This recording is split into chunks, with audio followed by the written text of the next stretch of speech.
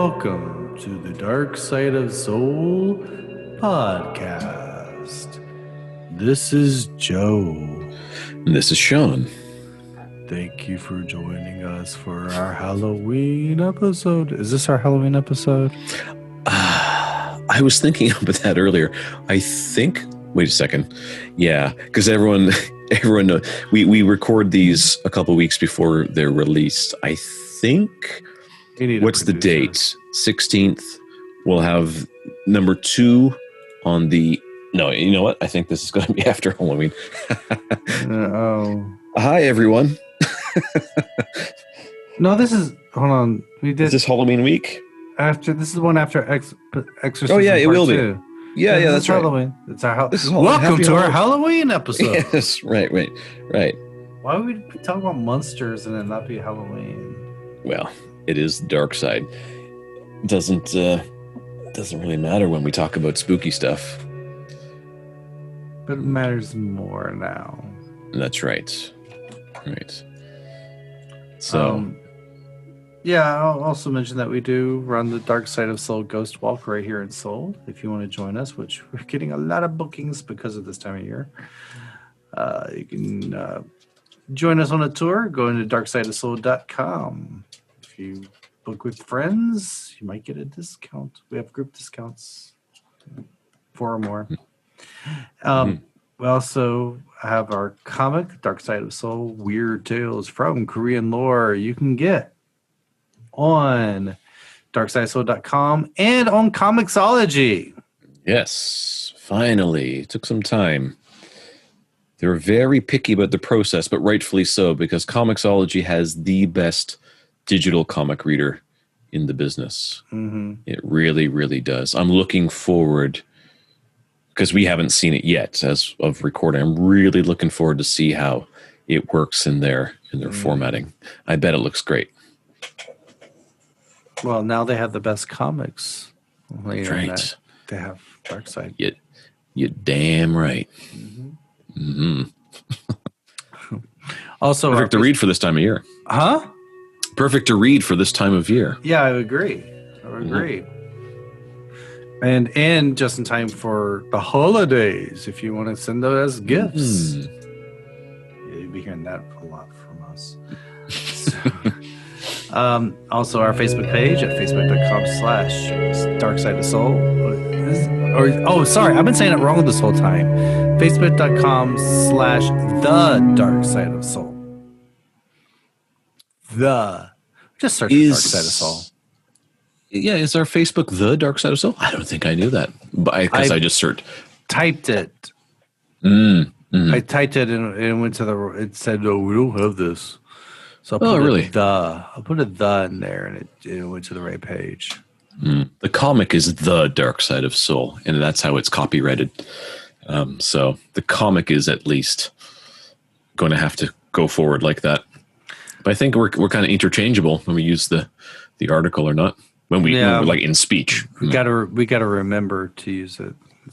Anyway, we host horror movie watch parties. Right now, it's getting very active for Halloween. We get we're posting a lot. The community's really active. Meet your fellow spookies there, as well as you can talk to Minji the Ghost on the chat there. She will talk to you. Have fun with her.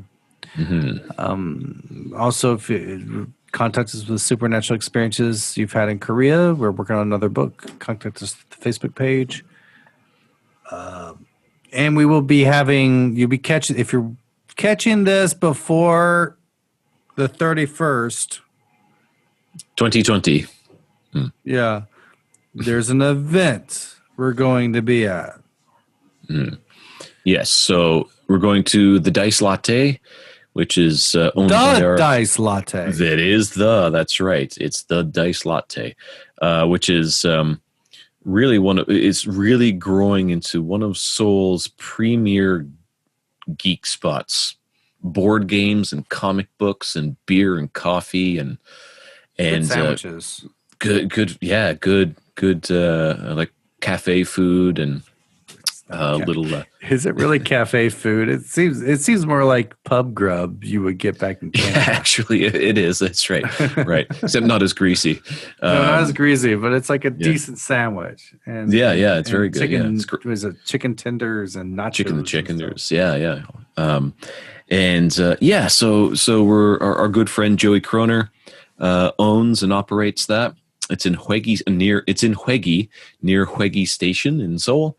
And on the weekend of the 31st, Joey has finally decided to have a free comic book day event. It was supposed to be in May. Coronavirus took care of that. It was postponed. Coronavirus took care of that. And then he said, shag it. I'm just going to do it on Halloween weekend to kind of mix it with my Halloween celebrations. So on the 31st, Lee In-hyuk, he just goes by In-hyuk Lee, one of the premier cover artists for Marvel and DC Comics, will be there signing. Go by and meet him. Really nice guy. I've never met him personally. I've only seen interviews and the sort. And we will be there on Sunday doing some events, horror-themed board games, and a horror trivia event at 5 o'clock in the evening. And there'll be lots of free stuff, free comic books, and you can win prizes and all that other kind of good stuff. Fun. Treats. That's your treat, your Halloween treats. Hey, Sean. Mm-hmm. Have you seen the movie The Host? I have seen The Host. Oh, okay. I think it's a fine movie. It is fun. In Korean, it is called goe-mul. Yes. And that's the topic of today. That's right. Yeah. That was pretty decent, Joe. That was a decent segue. Oh, okay. I thought you said it was a decent movie. Yeah, it's a decent movie. Yeah, it's a decent movie. Yeah. But that was a good segue. Yeah, so we're talking about monsters. Monsters in not only in Korean folklore, and a little bit later in the episode, make sure you stick around because I'm going to move it outside of folklore into something a little bit different. But this is a topic this is a topic I really love. I love the concept of monsters, and they're a consistent thing, like ghosts and spirits and gods and dinosaurs. Anything else. And dinosaurs. They're consistent. You can find them in all cultures, and they're used as ways to explain things or as ways to explain humanity. And sometimes they are reflections of humanity. Guillermo del Toro, my favorite living film director, probably the greatest horror film director of his generation. And that's been kind of taken. We'll see what Del Toro is going to do with his next films. He still has a lot left in him, but there are a lot of good contenders coming up. Ben Wheatley, Robert Eggers, and the sort. But Del Toro has his pulse on the monster zeitgeist, and he has called monsters the patron saints of our blissful imperfections. Ooh, that's poetic. And the just the very concept of monsters are fascinating to a lot of people, including me. I just love the idea of monsters. So Korean folklore is full of monsters, like folklore all around the world. As Joe said at the beginning, goe-mul is the Korean word for monster. It's generally the word used to talk about monsters. The two characters, goe and mul, the hancha, or the Chinese root of those words, can translate into strange thing or a mysterious thing. Goe meaning strange or mysterious, mul meaning thing. But I've also seen it translated as shape, a mysterious shape. Or a strange shape, which is interesting because the shape is what Michael Myers is called in the original script of Halloween. Little movie trivia for everyone. So Korea has plenty of monsters in its folklore. Too many to really talk about. Because I do want to get on to another topic about monsters. Something a little. Are we going to make this? We're going to split this episode now. No. Come back to this topic again. We'll come back to it again, but this episode we'll just do it as it is. My shelf is getting overloaded with all the episodes we need to go back to, all the topics we need to go back to. Well, yeah, that's right. I know. We're not, well, we're fine because no loss of content. So we're okay. We always have something to talk about. All right. So just a couple of the monsters in folklore that are really, really popular. Oh, And they've become popular more so because of pop culture. okay. They're, So they're the top 40 music of. yeah, that's right. But they are directly from Korean folklore, and they're old. The tales that talk about them are very, very old. But yeah, TV, film, their depiction in TV and film has made these monsters popular, even for people outside of Korea. So people who are especially into Korean dramas, K-dramas, and movies and the sort. And the two that I'm going to talk about are actually the names of two of the tier levels that we have in our Patreon. Patreon.com/darkside of soul. There you go. So Tokebi is the first one I want to talk about. Tokebi. The good old Tokebi. So this is really it's old. The stories of the Tokebi go way back. The first recordings of a Tokebi very likely come from the Samguk and that's the Buddhist book, right? it was written by Ilyon and in the Goryeo dynasty, but it records tales from the Shilla dynasty and other eras, but predominantly Shilla. But there is a tale in there about Tokebi, or that includes Tokebi, and that's very likely the first written recording or written story of a Tokebi. Before that, they're predominantly oral tradition. The tales were oral tradition. Mm-hmm. But interestingly, Tokebi are often translated in English as goblin, which is kind of fine. I have some issues with that translation. I think Tokebi are just Tokebi, and that's what they should be called. We don't need to say things are, for example, I don't really like the idea that we translate these words all the time. A European goblin, or a goblin in European lore, is a goblin. A Tokebi, this creature in Korean lore, is a Tokebi. They're not the same thing. They share similarities because folklore shares similarities. Okay, but well, let me put the Korean government spin on it. It's a K-goblin. A goblin. Yeah. So, yeah, that's even worse, Joe. So, I'm just going to call it Tokebi because I think that's what it is. So, now there's a couple of issues with Tokebi coming from folklore, of course. Regionally, it may have different. There may be different ways that people look at it. And especially now with the TV show Goblin that came out a couple of years ago. Yeah. Now, I do know a few people who were quite annoyed with the representation of goblins, of Tokebi, in that show. Of course, because it's it's the circles you hang out in. People love being Right, annoyed by stuff on TV. right, and stuff I never watch. I'm like, okay.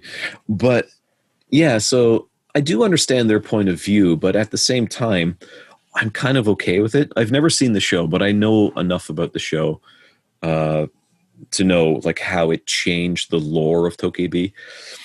But I'm mostly okay with that because we do that in the West as well. I think a primary example all the time. It's not dead. It's constant. It's alive. It's an organism. Oh, exactly. Evolving all the time. Right. Now, but it is important with that said, it's worth noting that there are certain areas around the world, say in Ireland, there are recordings in Ireland where different local councils of storytellers would maintain the way a story had to be told, and you couldn't stray away from it.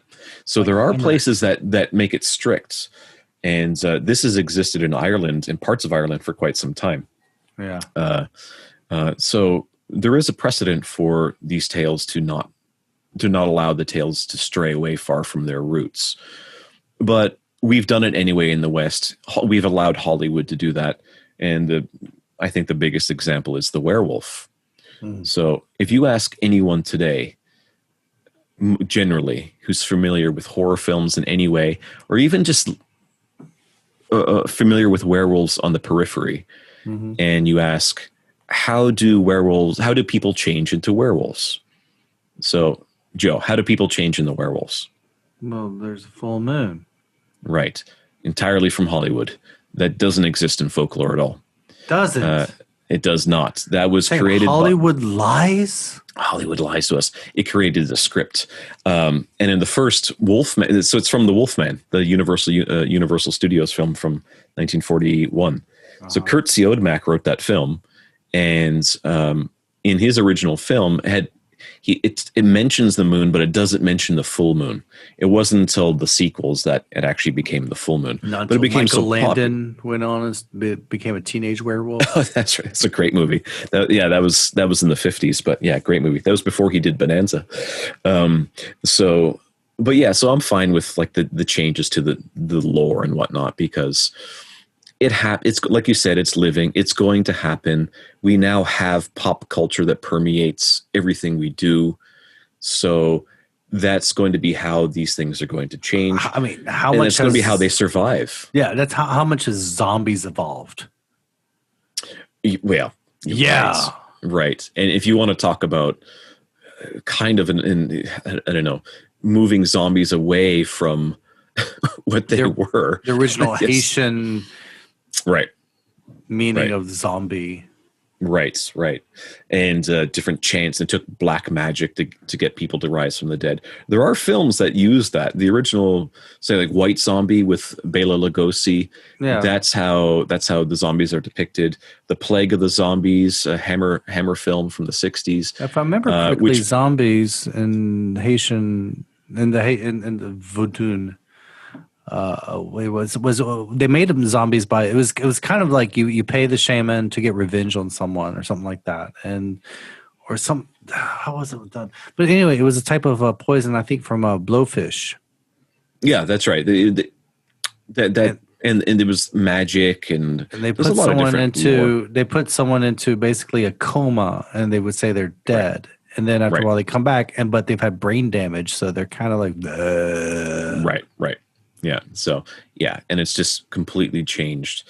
And it was George Romero's The Night of the Living Dead that really did that. But in that film, they're not called zombies. Remember, they're called ghouls. No. Ghouls. And they never say the word zombie in that film. That didn't really happen until later. Anyway, so there's this shifting that happens, and it happens through pop culture, and I'm mostly fine with it. Some people might argue that the shifting of the zombies is inappropriate because it wasn't Haitian culture that changed it. It was culture from other countries that did it, and now being perpetuated by Korean pop culture. So I can see that argument. Yeah. So some people could be against that. So, but I'm sick to death of zombies. So let's move on. Zombies. Yeah. I love zombie lore and older zombie films, but I haven't really liked the zombie film since La Femme Ravenous. I'm zombied out. Didn't like Train to Busan. That's no secret. So anyway. But another thing about tokebi, there is some argument that they, in different interpretations of the lore, in different regions, they are depicted as being spirits, not as physical flesh and bone monsters.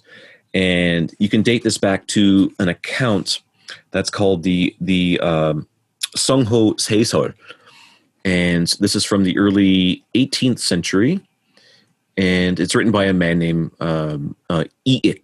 And Iik transliterated tokebi, the word, using the character kui, which is the same character that we use for kui shin, meaning ghost, right? So, and this is kind of perhaps where tokebi have been depicted as a one-legged ghost.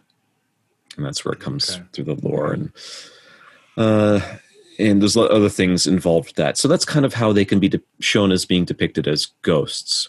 But also, interestingly, a lot of areas of Korea have exorcisms for goblins, for tokebi, meaning that they are spirits of some sort that can cause disease and whatnot. Maybe not physically. And so they have to be exorcised to remove disease and like smallpox and things like that. So Yeah. but it all kind of depends on the regional area. I've heard stories from people. Koreans have told me stories, folk tales, where the tokebi are certainly not spirits. They're corporal. They're actual flesh and bone, like leprechauns. Creatures.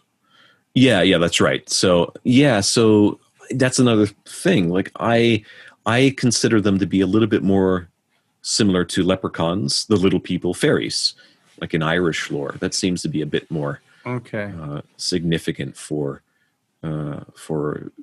tokebi and how they're related. They love drinking. They love having a good time. So they can be tricksters, but they can also be dangerous. So if you annoy them, like in Darby O'Gill and the Little People. That's right. Another key thing: similarity between leprechauns and a leprechaun is a type of fairy, a type of little people.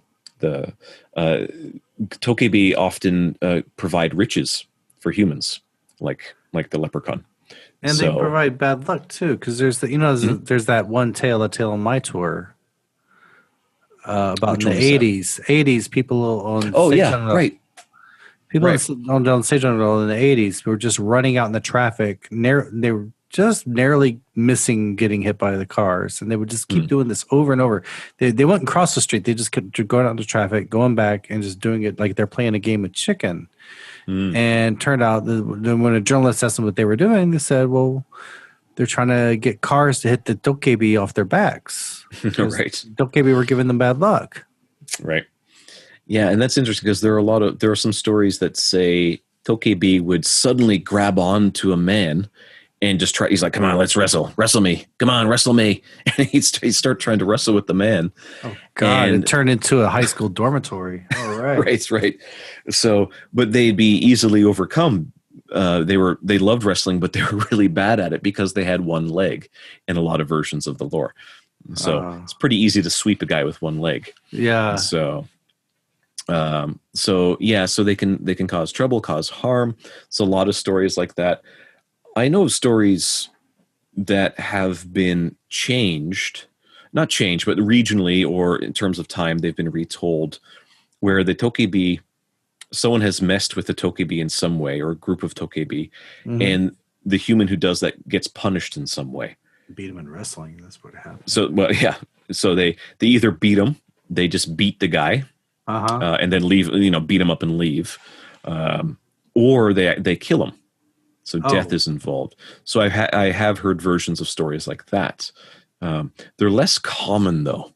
You don't really hear a lot of stories like or versions like that of different folk tales where tokebi kills somebody. But I have heard versions where they do cause death through actually killing somebody, not through the cause of disease or things like that. But also they were problematic. They were known to cause forest fires. They're said to cause the cause of forest fires in different regions of Korea. They smoked? I'm not sure if they're depicted as smoking. I wouldn't be surprised if you would have seen them smoke. They caused forest fires. Right. So now you see the word tokebi are just corralled into the smoking booths. Right. So anyway, so generally, is the way my interest in tokebi is when they're depicted as being monsters, actual physical creatures. And one of the first gifts I was given in Korea 20 years ago, probably within my first month, I think it was for my first Christmas in Korea. A Korean coworker gave me a keychain when people still had keychains, because I don't have a keychain. I don't drive, so I don't need keys. And I have a punch code to get into my house. So it was a keychain with a pewter pendant on it in the shape of a tokebi's face. And it was for warding off misfortune. So, and tokebi can be seen all around Korea as representatives of that.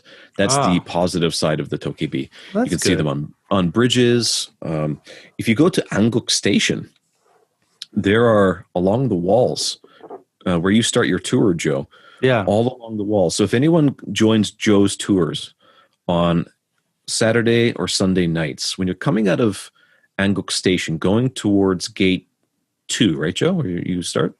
We start at 3. Gate 3.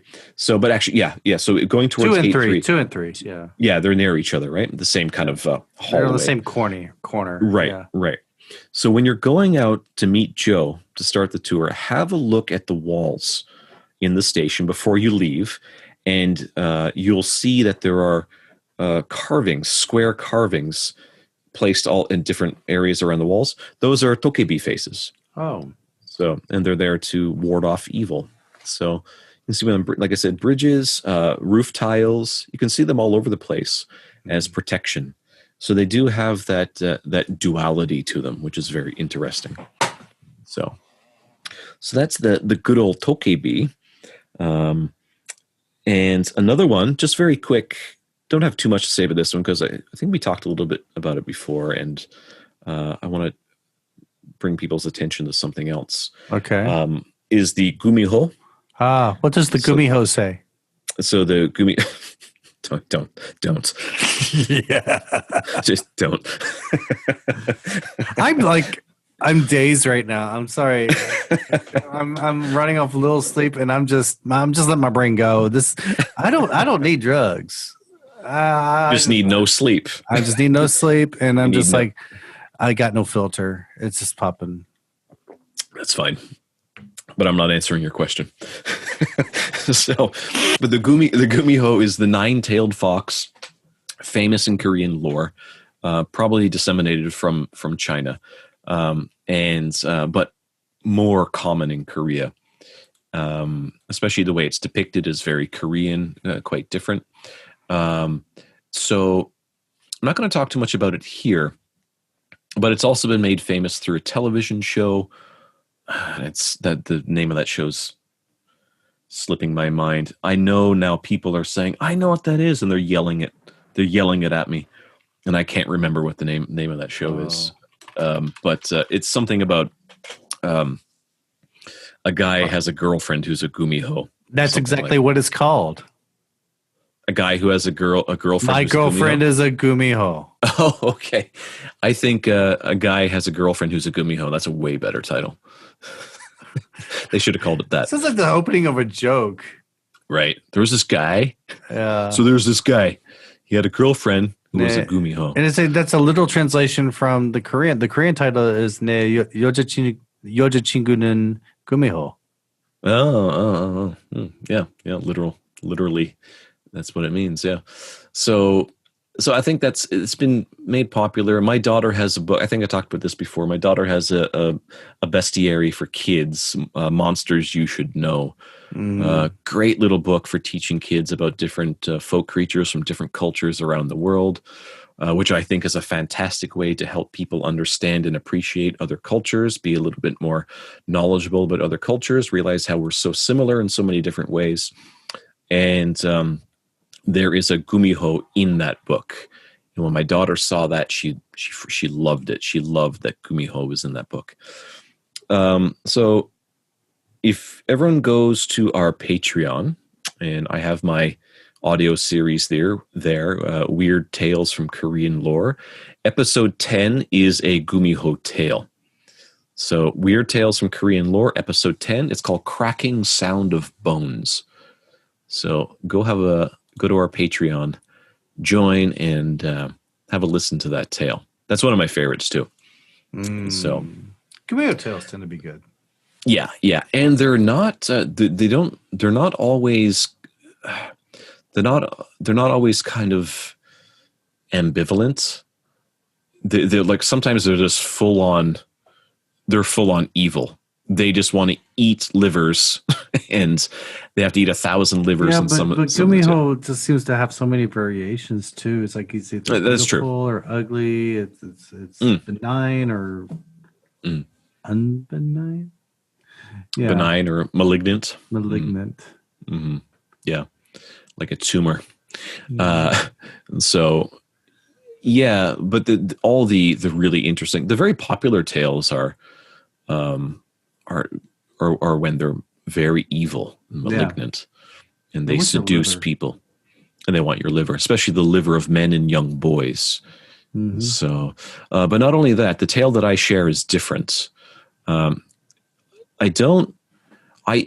another depiction of the Gumiho that doesn't depict it as needing to eat livers. It needs something else. And to me, that's I know, don't put your mind in the gutter. It doesn't mean anything. I'm not talking about anything strange like that or sexual.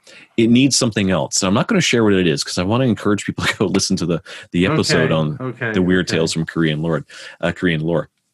It needs something else. And to me, that's it's a more interesting depiction of the Gumiho in Korean folklore. Just need something else to get it through that semi-charm kind of life. do do do do do do do do do. I got him to sing, guys. I got him to sing. You got him to sing. You got me to at least go do do do. So anyway, so a couple other monsters before I move on to kind of the next main point. That's I think really kind of the guts of the episode. A couple other monsters that I think are interesting to bring up. There's one that's really interesting. There are not too many tales of it that I've been able to find, but it's called the Gori Datbul, Jundungi Datbul. So this is a large monster with a very long beak and a very long tail. So long tail is Gori Datbul, Gori, tail, Gori. And Judungi Datbul. Judungi is beak? So yeah, so long tail, long beak, or long snout, right? So... And it's a creature that a monster that kills people. So one of the popular tales involves a young man who goes after the monster when he finds out that the monster killed his parents. So it's a classic monster slaying tale. Yeah, quite fun. So that's one. Another one that's a little bit... It's a little bit different. This is the Imugi. The Imugi is sometimes depicted as being a dragon, but in other tales, it's just a giant serpent, a sea serpent. Dragons are related to the ocean, to the water cycle itself. So I can see where the linkage can be between the Imugi and Yong, Korean dragons called the Yong. But in one of the very interesting interesting tales that talks about the Imugi, it involves human sacrifice. A village has to sacrifice a maiden to the Imugi in order to prevent the Imugi from destroying the village. I want to hear someone say, release the Imugi. Yeah, right. Very, very similar. Yeah, that's very classic. Again, that's in it. It's a male hero comes to save the maiden, and then he goes after the monster, the Imugi. So those are classic tales. Like it has a couple of the motifs of a giant serpent of some sort that lives in the ocean, like the Kraken, like you alluded to, and a hero. Titan's Kraken. Right. Yes. Right. The Harry Hamlin version. Right. Ray Harryhausen did the special effects. His last film, I think. Mm-hmm. The hero motif, often an estranged hero, and the maiden, the sacrificed maiden motif. All these classic motifs of folklore. Folktales around the world. So the Imugi is part of that. Now another one, I'm going to talk about this a little bit more at the end when I share my film recommendations. Okay. The Bulgasari. This is classic Korean monster. Great. It's a really, really great tale. There are different versions, but they tend to kind of be the same, where this village tries to kill this creature. And Bulgasari can mean impossible to kill or extremely difficult to kill or unkillable, an unkillable monster. Very likely comes from Goryeo, the Goryeo dynasty, Goryeo lore. And different versions show that it is able to be killed, but of course, being in Goryeo, the person who kills it is a Buddhist monk.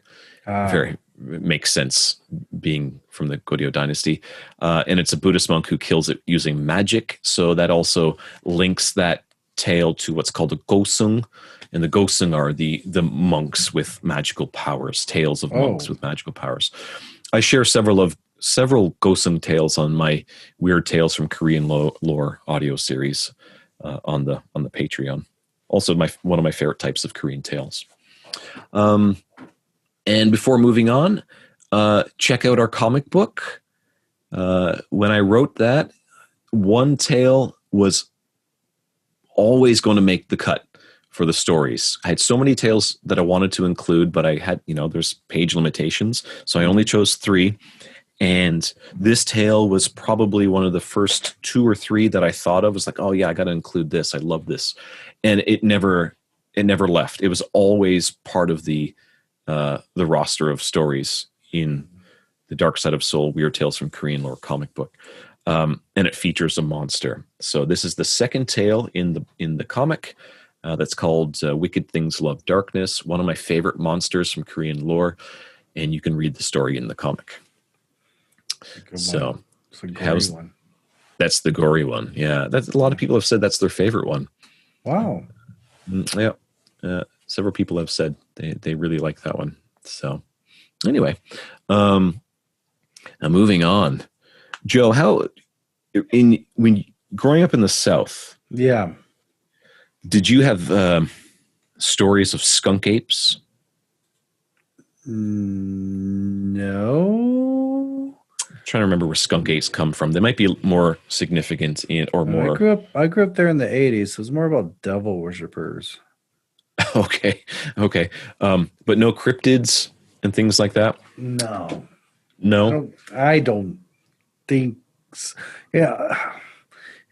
I think I know what you're talking about. I'm just trying to think of any that I've heard where I grew up. No. Ghosts. It might be more popular in Florida. It might be confusing exactly where. You're talking about those things. Yeah, well, a lot of people call the Southern Sasquatch or the Southern Bigfoot and things like that. Yeah, they weren't in Alabama. They were in Florida and Louisiana. Okay. Do you any cryptids of any sort around where you grew up? No. Do you remember? You said mostly devil worshippers. The only cryptids I wasn't in a swampy area. No. There were a couple in Newfoundland. There's a couple lake monsters in Newfoundland. Down the road, the next town from where I grew up in Newfoundland, there was a lake, a pond. We don't call them lakes in Newfoundland. Doesn't matter if they're huge. We still call them ponds. And that pond was said to be full of, or not full, but was inhabited by a giant eel that was as long as a school bus and as fat as a boiler, like a water boiler. And that was kind of the local cryptid creature from in the area where I grew up. So there are cryptids all over North America. Like, that's a massive part of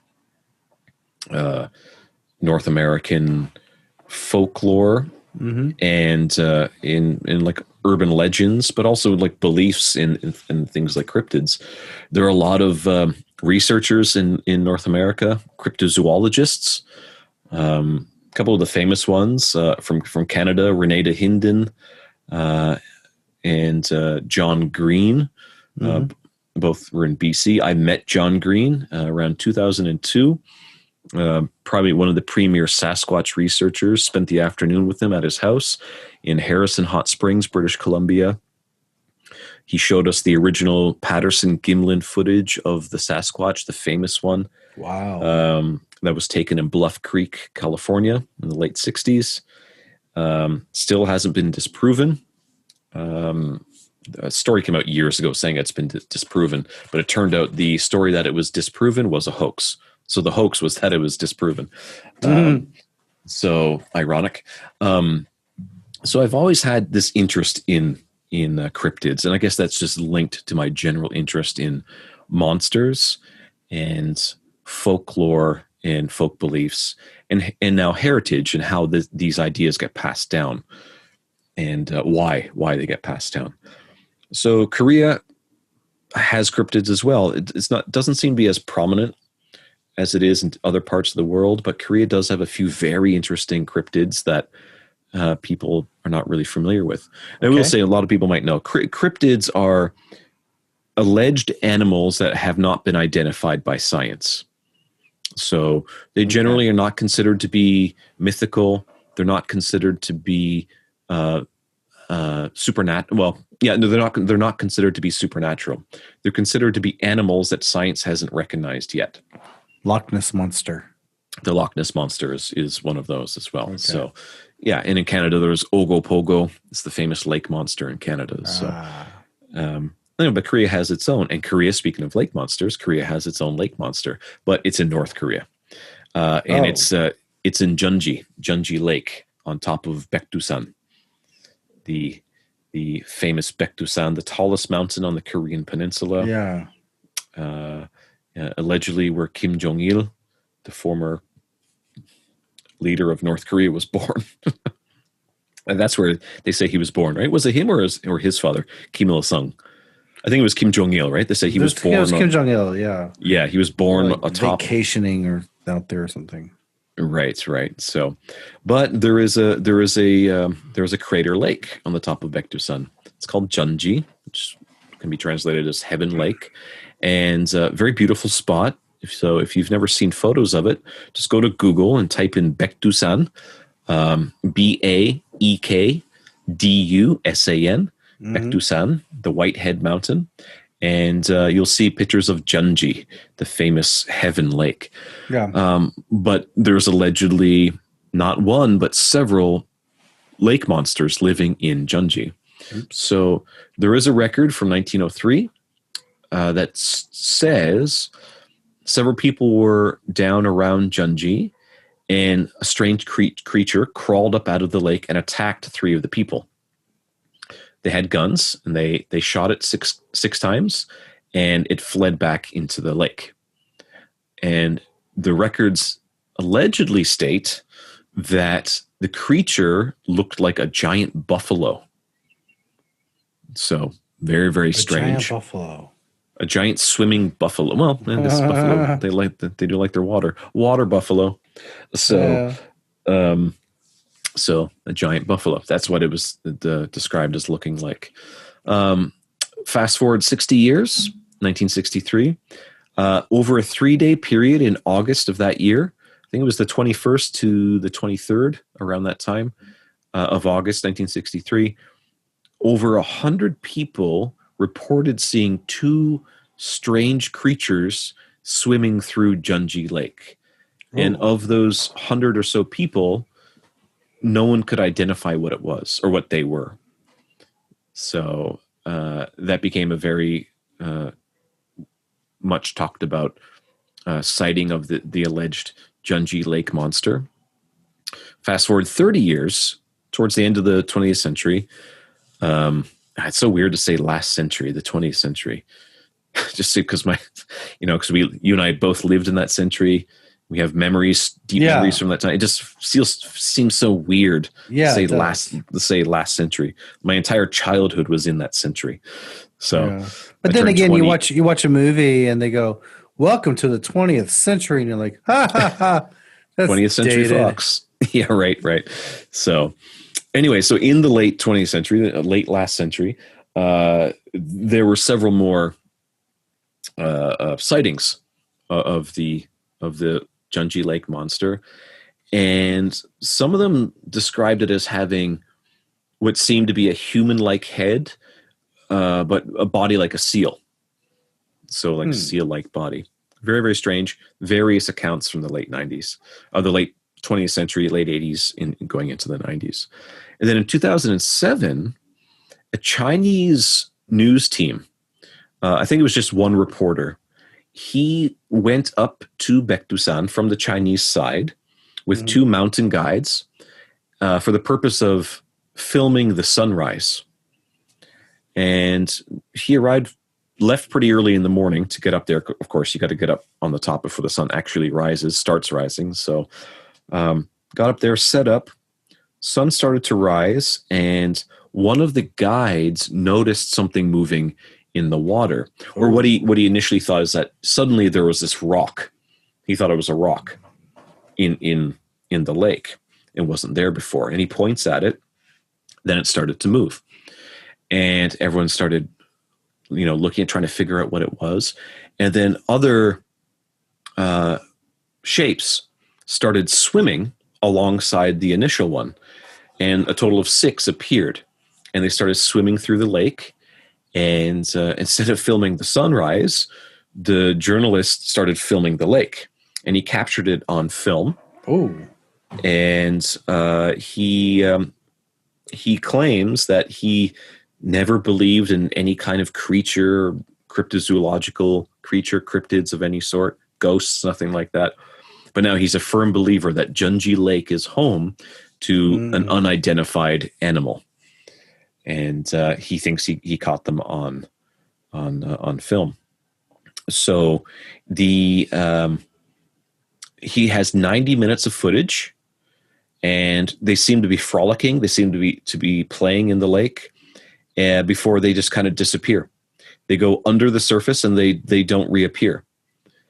You can't really tell by the footage because it's quite far, but they claimed that they seem to be kind of seal-like. And in some portions of the footage, you can see them twist, and what looks like fins, quite long fins, kind of flip up out of the water, and they're very, very fast. He described them as moving like yachts. They look like 6 yachts moving across the lake, but then they dip under the lake and come up and things like that. And I should say, so everyone knows, this lake is at almost 2,800 meters above sea level.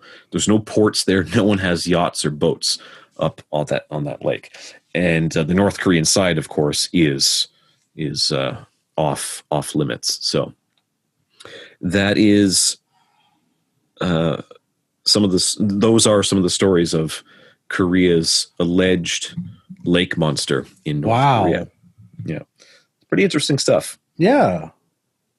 Now, something down here in the south, and this is interesting too, because I kind of dub this the Korean Sasquatch, but Sasquatch. Everything's just got to be K now. Yeah. The K dark side of Seoul. And hey, we'll get government money if we do that, I'm sure. Okay, K dark side of Seoul. It doesn't matter that it's repetitive. So just K dark side of Seoul. I've seen. Now I have actually worked for someone that they wanted to make a website called K Baguni. But I'm something like, but Baguni's a Korean word. You don't need to put a K. That means that's the Korean Baguni. Oh my God! Yeah. See, I'm only joking. So yeah, and they weren't. Yeah, no. Pretty silly. No. Yeah. So anyway, back to our K cryptids. So one that I think, I kind of look at it as the K Sasquatch, the Korean version of the Sasquatch, but also different cryptids around the world as well. But this one is called the Jangsanbum, and it's described as being a quadruped that can run on 2 legs, or can stand on 2 legs, but runs on all 4, so predominantly quadrupedal. Okay. And it's described as looking a little bit like a sloth, with really long front arms or legs, and very white fur, pearl white. Very bright, very, very, very bright and clean. That's how it's been described by a lot of the people who have seen it. Its name, Jangsan Bom, comes from one of the earliest sightings of it, which was Jangsan, Mount Jiang, Yeah, near Busan. Jangsan. Okay. Yeah, near Busan. Okay. Yeah, so that's where it comes from, the Jangsan Bom. So it's been seen mostly around that area, like in the southern part of Korea or like central south part of Korea. So Busan, Gyeongju, and in the Sobek Mountains, the Sobek Sanmek, the Sobek Mountain range. Yeah.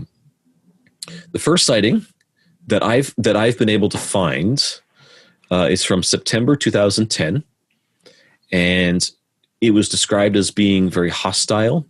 It was very, very frightening and very, very fast. Okay. So it startled the person who reportedly saw it at that time.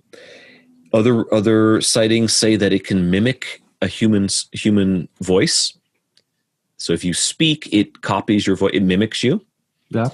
It has a very frightening call or a cry or a howl that people have described as sounding like grinding metal.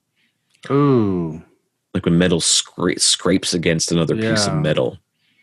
So, and in one of the reports, it's described as the sound is described as grotesque. Grotesque.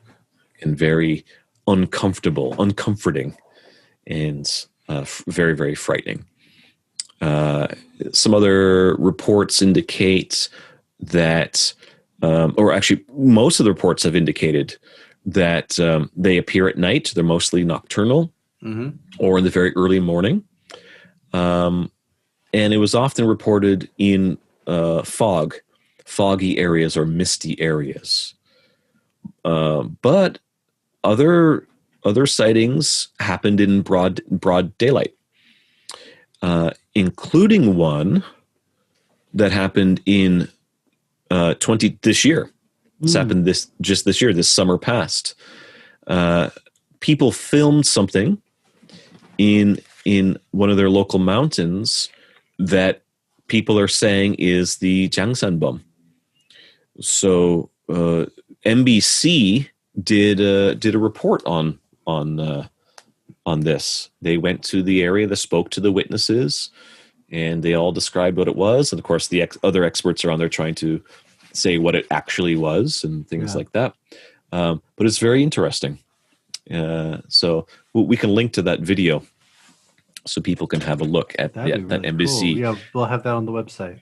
Yeah. Now the report's in Korean, but you can still see the video if you don't understand what they're saying. So interesting to see. It's just a news report, so it's maybe 3 or 4 minutes long, not very long. So so very interesting. The Jangsan Bom.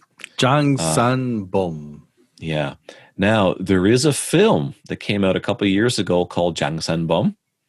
The English title is Mimic. I haven't seen it. It is a horror film, but I haven't seen it. But it seems to follow the idea that the Jangsan Bum, the cryptozoological creature, can mimic human voices. And this film seems to follow that idea in some regard, but I don't know to what degree. So you have to. That's a bonus film everyone can check out. I should get on that as well. I should try to see that soon. I think it's on Netflix. I bet you still haven't seen Parasite. I haven't seen Jangsan Bum. I really have to avoiding the fact that I still haven't seen Parasite. Send it to me. Send me the file. Okay, and then I'll watch it. Definitely, I have to get on that. I know I'm busy, man. I do want to see it. I'm not avoiding it. I just I keep forgetting about it. You're scared. I'm scared. I'm scared of Parasite. One more though, Joe. All right. Now this cryptid, I can't seem to find too much information on it. I came across it several years ago, and I heard people talking about it. I did find an article several years ago, talking about this, and although I didn't look really hard. I can't seem to find that article again. But this is the Seoul Dog Man. Perfectly part of perfect description of a cryptid, a dog man. Those Dog are all man. over. Yeah, those are all over the world as well, especially in the United States. Do you remember the Korean word for it? I think they say dogamen. Dogamen, like genom or something like that. No. Keino like keiseki, right? So keino, yeah, shibaloma or something. Yeah. So kejashi. Kejashi, right. So doing a deep dive there in Korean swearing and derogatory terms. Oops, sorry. Oopsies. But I think it was just dogman, dogumen. I'm pretty sure that's how it was described. But it was said to be a dogman, like they're described in other cryptid reports or alleged sightings from around the world, especially in the United States. There are a lot of places in the States where people allegedly see the dogman, like the Beast of Bray Road. I think that's supposed to be a type of dog man. Some people say they're werewolves. But the Seoul dog man is the one story that I thought was really partially funny and quite interesting. A woman was driving through Gwanghwamun, so the central part of Seoul, one of the busiest parts of Seoul, about 3 or 4 in the morning, which, if you're there that time, if you're in the city that time of night, the city, like Gwanghwamun, is dead. It is dead at that time of night. Yeah. You can go to Itaewon or other Hongdae at 3 or 4 in the morning and it's pumping, but not Gwanghwamun. The Gwanghwamun Square is dead. It's the capital. Doesn't have any clubs. It's where people work in Gwanghwamun. They don't play in Gwanghwamun. Right. It's the art centers. It's the political. It's a political center point of the city, of the country as well. Mm-hmm. The president lives there and whatnot. So, or just in the back there. So anyway, she was driving through there 3, 4 in the morning, and she hit a dog with her car. And of course she stopped. She was, completely crushed that she thought she had hit and killed a big dog. Yeah. So she reluctantly got out of her car to see if it was okay. And when she got to the front of her car, the headlights were illuminating the dog standing up on all fours. Mm-hmm. And it was shaking itself off, kind of coming to its senses. And it was back onto her. And when she went closer to kind of called out to the dog, it turned and looked at her, and it had a human head. Ooh, scary. A bit goofy too, if you really think about it. It's creepy if you saw it, though. But that would scare the shit out of you. Yeah, if you saw this. That's not what you think of werewolves, which sort of have human-like limbs and stuff. Mm. It's like mixed between an ape and a wolf, but just to see a dog that. Whoa! I wasn't expecting to see a human head on it. Yeah, right. Exactly. That's surprising. That's a little creepy. Yeah. So it turned, it looked at her, and she, of course, was probably very startled, assuming it's true. And it growled at her, and it took off running. It ran off through one of the side streets, and it disappeared. And she was in the middle of the road. There wasn't much traffic going on. So she was dumbfounded, frightened. Yeah. She ran back to her car, and there was nothing she could do but leave, just drive away. Wow. So that's the story of the Seoul dog man. Now, interesting. Yeah, great stuff. There's a lot of the really cool cryptid stories in Korea that aren't that popular. They don't really get shared too much. Yeah. Now, the Jangsangbom and the Seoul dog man have all the hallmarks of urban legend. They're perfect examples of what's very likely just urban legend, but they're exceptionally interesting. Very, very interesting stories. So, and that's them. And there are a few more, and more monsters in Korean lore, and we can definitely come back to the topic later. Do we have any more movies to recommend? Well, yeah. Oh man, this was So I've been doing this for the last couple of episodes. I'm start doing this, recommend films that might be related to the theme of the episode. This one was hard, man. Oh, really? Because it's monsters, right? So it's monster movies, creature features. They're they're they're paramount to horror films, right? To horror cinema, Yeah. monster movies. It's so difficult. I could be here all day and just talk about these movies. Should start another podcast. Anyway, so I just pinpointed some of the ones that I think are very well known, and a couple that maybe people know them, but they haven't seen them. Yeah. They know them through just being popular through pop culture. They know these films or movies that they've seen, but they haven't seen them in a really long time, and so they should go back and watch them. So the first one I'm going to recommend, this takes me back to Bulgasari, the giant creature, the creature that I talked about. In 1980, so there is a film, a North Korean film called Bulgasari, Impossible to Kill. Uh-huh. In 1985, or the early 80s, I think it was in 85. The film came out in 85, but I think this event happened before 85. Kim Jong-il, before he was leader of North Korea, so his father was Kim Il-sung, was still leader. Kim Jong-il loved film, and one of his favorite directors was a Korean director, Shin Sang-ok, and he had Shin Sang-ok kidnapped and brought into North Korea, and he was forced to make films. So one of the films that he made was Bulgasari, Impossible to Kill.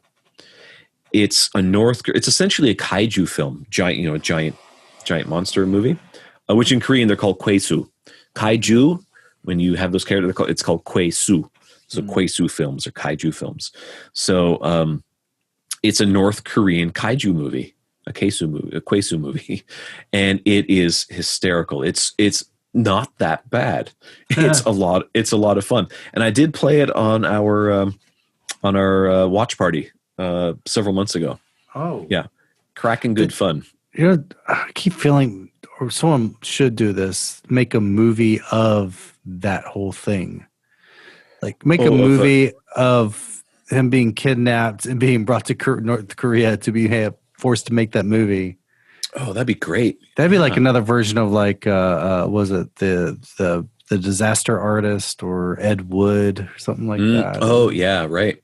Yeah, and Shin's story is interesting because he ended up getting married, and yeah, I think he got married in North Korea. I think. Yeah, I think I remember that. Yeah, but he escaped. He escaped to the United States. I can't remember all the details of the story, but his story is very, very interesting. So yeah, you're right. That would make a great film. If it hasn't already been made that maybe we don't know about, I would definitely see it. So there's that Bulgasari, Bulgasari. Check that film out. Great fun. The Host, we talked about. Joe brought it up right at the beginning. The Host, Korean title is goe-mul, so literally monster. Fun movie from 2005, 2006 or something. Maybe before that, 2003, 2004. A lot of fun. Not my favorite Korean movie. It's fine. It's okay. It's fine. I'm one of the few people what didn't go crazy over it. I think Parasite is much better. Right. Yeah. Rewatchable. So, right. Yeah. I saw The Host once and I was like, yeah, that was fine. That's fine. I saw bits and pieces of it again. It's fine. But so I think it has it's a monster movie. It's a lake monster. So not a river monster, the Han River. So anyway, check it out. The English title is The Host.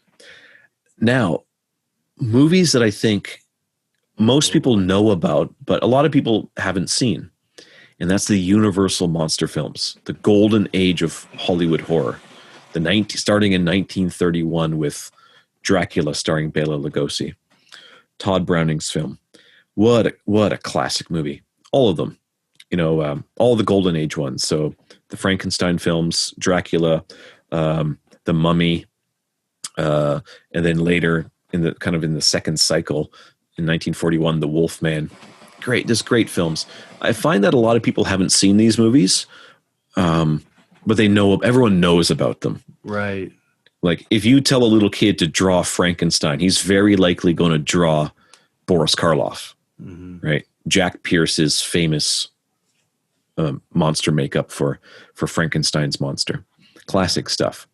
And then with that, I recommend all the first 3 of the Universal Frankenstein movies: Frankenstein, Bride of Frankenstein, and Son of Frankenstein.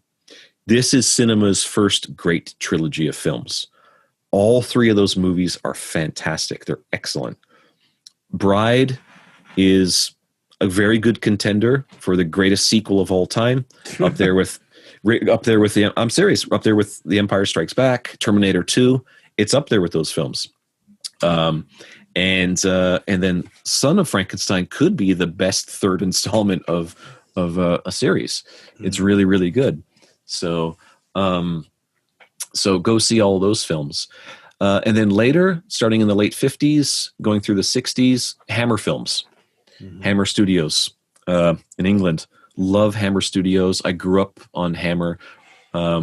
They were easier to see on TV late at night than the Universal horror movies were. I had to rent those when I was a kid on Beta, good old Beta. And so yeah, see they're like the Curse of Frankenstein, Dracula, or the American title is Horror of Dracula.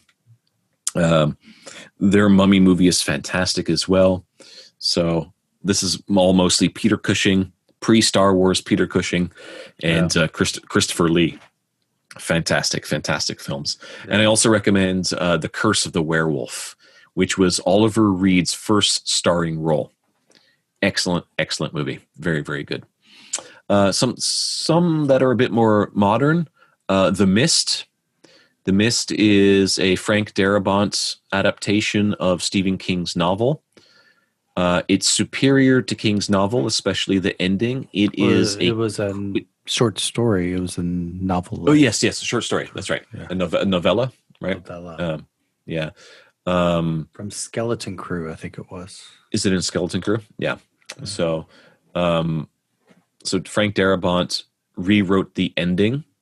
Yeah, and turned it into a quintessential horror film. A quintessential horror ending. I can't deal with that. I can't watch because of that ending. Yeah, it's a divisive ending. It's a tough one. Yeah, but fantastic. And Stephen King has said that it's better than his ending. Oh yeah, he wish he wrote it like that. Yeah. So The Mist, excellent. Giant monsters, excellent film. And it's one of those films where you don't even really see the monsters. It's kind of like Cat People. Yeah. The old RKO movie, the old Val Lewton produced horror films from the 40s. And then one that I don't know anyone who doesn't love this next movie. Tremors. I love it. Tremors is so good. That's one I have rewatched in the past year. It still holds up. It's so good. It's good. Funnier now. I mean, when I was young and I first saw it, I was scared. Right. And now I love. It's just so amusing. It's Kevin Kevin Bacon, and oh my goodness, I knew his name. His partner, yeah. No, Mr. Keaton. Oh, Michael Gross. Michael Gross. And right. Martina McBride, isn't it? Rita McNeil. No, Rita McEntire. Rita McEntire. Reba McEntire, not Martina. Reba McEntire. Right. That's right. Michael Gross is in all of them. He's in all of the. I love Michael Gross. I can't believe I forgot his name. Yeah, it's great. It's great. Tremors. If you haven't seen Tremors in a long time, go back and watch it. It's such a great fun. It's an excellent monster movie. And the entire thing, not the entire thing, but all of the key scenes, almost the whole film is shot in broad daylight. Yeah. In the desert, bright desert wilderness in a desert town. It's such a good movie. It's just so much fun. It's great. Go watch it if you haven't seen it in a long time. Another film that I really recommend if you haven't seen it, a little bit also more modern, much early 2005. I think this movie came out a little bit earlier. One of my favorite films of all time. I think it has some of the most fantastic monsters on film because it's Guillermo del Toro again. Quoted him at the beginning of the episode. He has the most wonderful monster design. His creature designs are phenomenal. They're so good. You didn't say what the name of the film was. I know. I'm getting to it. Pan's Labyrinth. Pan's Labyrinth. I just think because of Doug Jones is in it. That's right. I mean, he's been in lots of other things. In fact, I watched Hocus Pocus last night for the first time. Oh yeah, he's what's his name? Yeah, he plays a zombie in it. Yeah, has his mouth all sewn up. Yeah, that was a good performance. That was like the only good thing about that movie. Sorry for people who love that movie. Some people really love that movie. I was like 18 when that came out, I think. Yeah, I was old. Yeah, I was too old for it. But I've heard that people grew up with the movie and they love it. Yeah, and they love it. Yeah, that's a movie you had to have seen when you were young to like it. Yeah, it's right. Yeah. It's fun. That's the kind of movie I'm looking forward to watching with my daughter. Hocus Pocus. I watched it with Jan couldn't pay. She was just playing with her tablet the whole time. But EJ was watching it intently, and I was telling EJ, I was like, "This isn't a good movie. Do you want me to change the channel?" She goes, "Oh no, I like it." Oh really? Okay, yeah. Doug Jones is great in that. Doug Jones is good. Yeah. Thora Birch is in it. Thora Birch is in it? Oh, she's the little girl, right? Yeah. Right. Anyway, and Doug Jones plays pretty much all of the monsters, the key monsters in Del Toro's films. He plays he plays the faun in Pan's Labyrinth. He plays the Pale Man. So the two key creatures in that. So good, phenomenal. And he plays the Angel of Discovery. That's right. He's in Discovery. He's great in that. He's also in what's the other? He's in Hellboy 2. He plays the Angel of Death in that. And then I think he does. Yeah. What are you looking for? The one he got didn't he get the Academy Award for? Shape of Water. Oh yeah, he's that's right. Yeah. Well, that one Best Picture. That's a fantastic movie, The Shape of Water. So yeah, anyway. So my recommendation is Pan's Labyrinth. It's not a horror film. It's more of a dark fantasy. It's frightening. Some parts are scary, especially when the little girl has to escape the Pale Man, and there's one really hard to watch scene. There's a beating scene in that. It's not for kids. It's not a kids movie. Yeah. But anyway, the representation of monsters in that film is fantastic. Another one, a little bit more modern, early 1981, An American Werewolf in London. Again, great creature design. Rick Baker, his transformation scene. Another movie that scared me too much as a kid. I couldn't watch it. And now I think it's fun. Yeah, first horror movie I ever watched. I think I talked about it on another episode. Yeah, I was about 8 years old and I saw that. Scared the crap out of me. So, but for different reasons. I wasn't exactly sure why. Now it's frightening because of the story and the characters. It's frightening. Of course, when I was a kid, it was because of the monsters. But you realize what monsters are. There's a commentary there, and it's a little bit different. And then just two other films to wrap up. Are you saying the real monster is man? Right. Or Herman Munster. Oh, yeah. He's in Pet Sematary, too. That's another horror film. Yes, he is. Yes, he is. Yeah. Fred Gwynn, yeah. Why do I remember his name? Because he's Herman Munster. Two other films just to finish up. Absolute classic, giant monster movies. King Kong. If you've never seen the original King Kong, 1933, go and watch it. That's all I'm going to tell you. So let me tell you this story really fast. My grandfather, he was a kid. Yeah. And he said back in those days, they didn't do movie trailers or anything. They just turned on the movie. And you just walked in the middle of the movie or something. You could just walk in anytime. And so King Kong was playing, and he walked in, and the ape King Kong was actually on screen, Mhm. and my grandfather ran out of the theater. Wow. Yeah. There you go. Yep. Yeah. It's like, you know, when you watch it now, like we're so far removed from that film's coming up on 90 years old. So when we see it now, of course, the special effects, they're dated. Obviously, they're dated, but you have to look at it in the context of the film, the context of the story, in the context of the time when it comes to the special effects. Yeah. The film is fantastic. It completely changed the shape of cinema. It kind of created the blueprint for the giant monster, the idea of giant monsters. It's just a fantastic movie. And what you could do with film that you couldn't do with theater before. Right, exactly, right. And to think it was released at a time when cinemas were being built in old theaters. They still had stages and things like that. Yeah. And they just pulled the screen down to watch the films. So that, again, a movie that kind of everyone knows, but I know a lot of people just haven't seen it. And then one more movie, same thing. Everyone knows this character. They know the film, but I know a lot of people who haven't seen it. The King of the Monsters, Godzilla.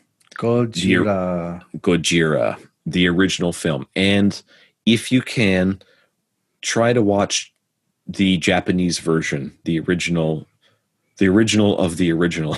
No dubs. Well, because there was an American version made, and Raymond Burr was kind of shoehorned into it. Oh, yeah. So that's fine. Like it actually works well enough, but watch both, and then you make up your own mind on which one is better. But fantastic film, remarkable commentary. To think that it's made from a country, still the only country in the world to experience a nuclear bomb. And that's what the film is a commentary on. And that's the horror of the film. It's the horror of the modern age, the horror of the atomic age of that time. So, and it's it really launched, coming off the back of 20 years after King Kong, really then had its blueprint in King Kong, but had another commentary to make of the 1950s, and then wrote the blueprint for kaiju, or goe-su, as they say in Korean. We did. Well, there we go. That was our big list of monster movies for you to go check out. God, that was hard to make. We'll post the list on the website too. Yeah. Also remind you, we are running the Dark Side of Soul Ghost Tour at darksideofsoul.com. You can also get the comic book at Dark Side of Soul and at Comixology and Global Comics and all over. You can get them all over. Yeah, there's one more place too. I think I'm blanking on where it is. There are a few. Yeah, we got a few. Yep. Music for the show is produced by Sorak-san, which you can get as Jeju Digital on Bandcamp. Get at Jeju not as Jeju Digital, but at Jeju Digital. That's the label.